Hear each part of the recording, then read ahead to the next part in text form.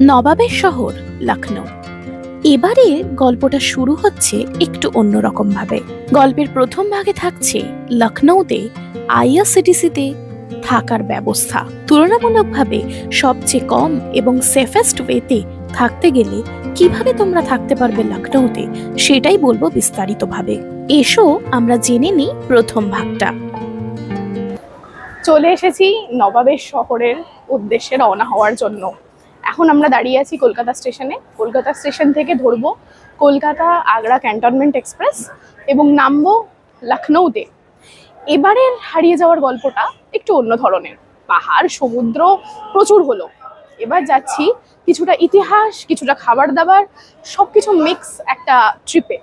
একটু আমাদের রাজ্য ছেড়ে বা আমাদের প্রতিবেশী রাজ্য যেগুলো আছে সেখান থেকে ছেড়ে একটু বাইরে, যেহেতু ছুটির সময়টা একটু বেশি ছিল, তো সুযোগ পাওয়া আর অমনি বেরিয়ে পড়া। তোমাদের দেখাবো বাকি গল্পটা ঠিক কিভাবে যাচ্ছি, এবং এটা সম্পূর্ণ নিজেরা করছি আমরা, কোনো রকম কোনো ট্যুর গ্রুপের সাথে নয় কিন্তু। তো কিভাবে কিভাবে আমরা স্টেপ বাই স্টেপ যাব সব তোমাদের দেখাবো। এবার চলো ট্রেনে ওঠা যাক। উঠে গেছি ট্রেনে, জাস্ট পুরো কম্পার্টমেন্টটা ফাঁকা, তাই এখন একটু মজা করে নিচ্ছি। আর মোটামুটি নতুন কম্পার্টমেন্টই আছে, সো বাকি জার্নি তো থাকবেই তোমার সাথে। পৌঁছে গেলাম লখনৌ শহরে, নবাবের শহর।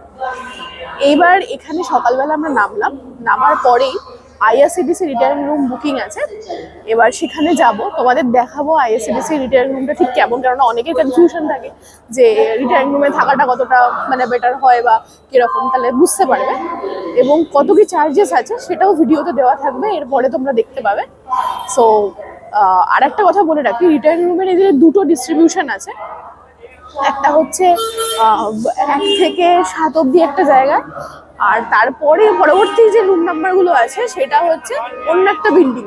তো তোমরা চেষ্টা করো, যেহেতু ওদের মেন যেখানে বুকিং হচ্ছে সেই বুকিংটা হচ্ছে ওই দিকের বিল্ডিংটা, মানে বেসিক্যালি 8 থেকে পরবর্তী যে নাম্বারগুলো আছে সেই বিল্ডিংটা, আর 1 থেকে 7 অবধি অন্য একটা বিল্ডিংয়ে। তো চেষ্টা করো 8 থেকে নাম্বারগুলো নেওয়া, তাহলে ওই যেখানে বুকিং সেখানেই তোমরা রুম পাবে। আর তাছাড়াও ডরমেটারিও আছে, ডরমেটারির যে চার্জেস আছে সেটাও দেওয়া থাকবে সমস্ত কিছু। তো লখনৌ এলে তোমরা হোটেলও বুক করতে পারো। হোটেলে actually check in time check out time থাকে, কিন্তু আইআরসিটিসি রুমে সেটা থাকে না, সেই জন্য দ্যাটস ওয়াই। এবং থাকে কিন্তু সেটা 24 আওয়ার্স বা 12 আওয়ার্স বা 3 ঘন্টার জন্য তোমরা রুম বুক করতে পারো। তো চলো দেখাই তোমাদের রুমগুলো কেমন।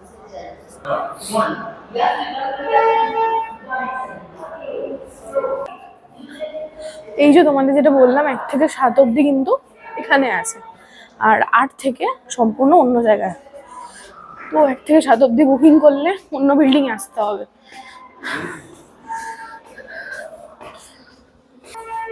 এইটা হচ্ছে এন্ট্রি, দেখো এটা কি সুন্দর ড্রয়িং করা আছে।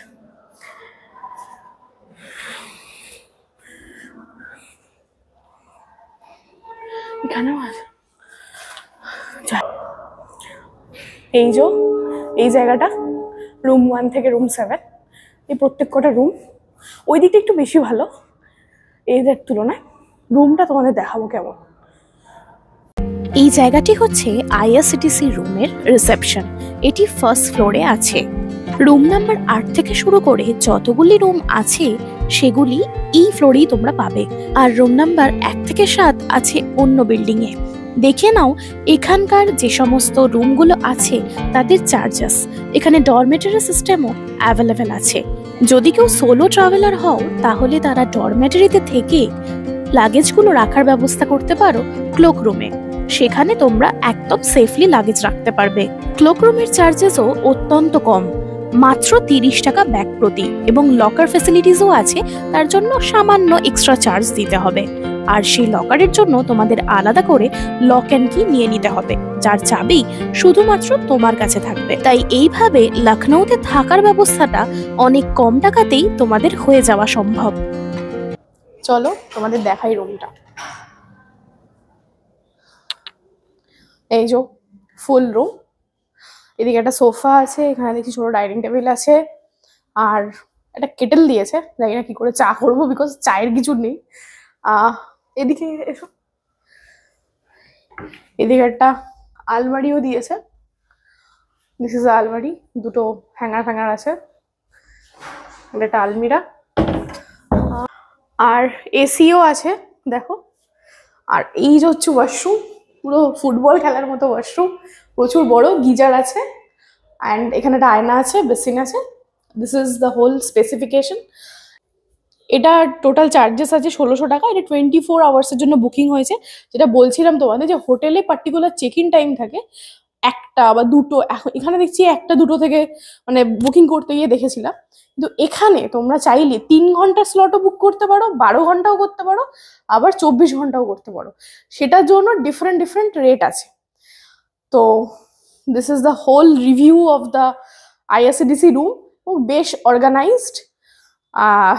তো ঠিক আছে, তোমাদের এরপরে আমরা একটু ফ্রেশ হব। ফ্রেশ হয়ে লখনউয়ের শহরে মেন হচ্ছে খাবার দাবার, তার সাথে তো ঐতিহাসিক জিনিস আছেই।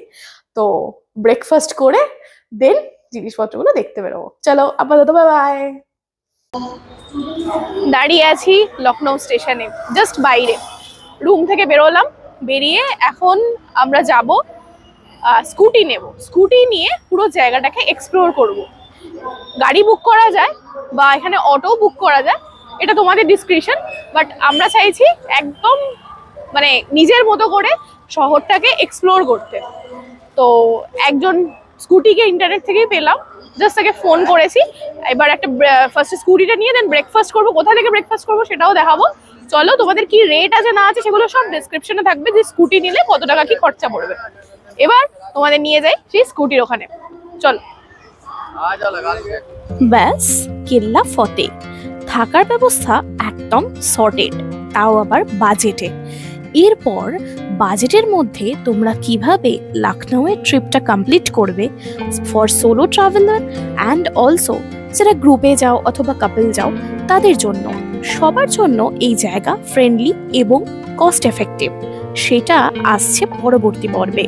অবশ্যই তার জন্য তোমাদের চোখ রাখতে হবে হারিয়ে যাওয়ার গল্পে, এবং এর পরবর্তীতে আরো 2টি ভাগে আসছে ভিডিও। তাই স্টে টিউনড উইথ হারিয়ে যাওয়ার গল্প।